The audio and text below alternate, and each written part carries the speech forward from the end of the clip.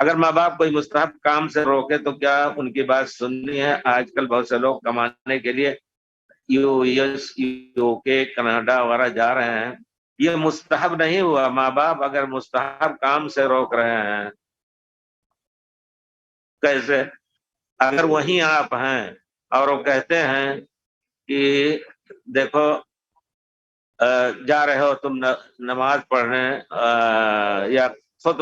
کسی کی تقریر سننے جا رہے ہو، یہ مستحب ہے، لیکن ہماری خدمت یا فلاں کام کرنا ضروری ہے، تو ماں باپ کا کام کرنا ان کی خدمت کا واجب ہے اور وہ مستحب ہے، واجب کو مقدم کیا جائے گا۔ لیکن اگر بچہ کہتا ہے کہ ہم جائیں گے کینیڈا وغیرہ جا کر کے کمانے کے لیے، تو یہ مستحب نہیں ہوا بلکہ یہ حرام کرنے جا رہا ہے، کیونکہ ملک سے جس میں الحمدللہ دین و ایمان کے ساتھ رہ رہا ہے، ایسی جگہوں پر جا رہا ہے جہاں اس کے دین ایمان کا سودا بھی ہو سکتا ہے، وہاں گمراہ ہو سکتا ہے، وہاں کافر بھی بن سکتا ہے۔ تو اگر ماں باپ کینیڈا جانے سے یا اور کہیں جانے سے روک رہے ہیں تو واجب ہے کہ وہ نہ جائے، یہ واجب ہے۔ اول تو وہاں جانا رسول نے بھی منع کیا ہے، انا بریء من کل مسلم یقیم بین المشرکین، جو مشرکین کے درمیان،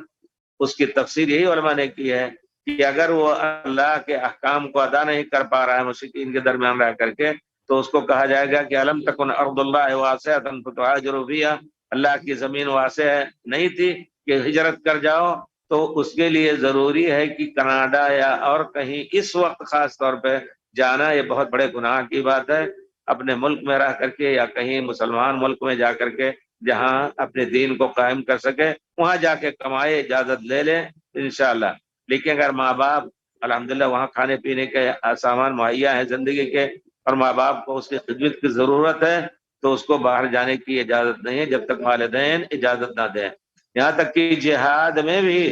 پیارے رسول نے، ایک عورت جا رہی تھی حج کرنے اور وہ اکیلی تھی، ان کا کوئی محرم نہیں تھا، اور ان کا نام ان کے شوہر کا مجاہدین میں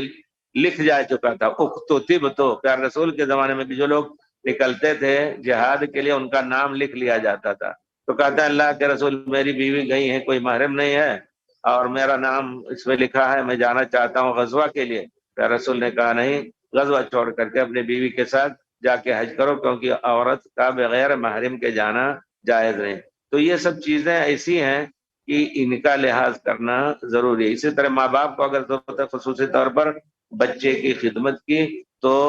اور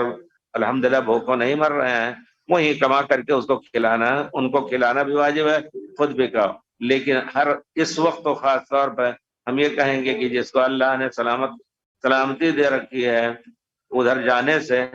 وہ جہنم میں نہ جائے۔ یقیناً آج کل وہ نہ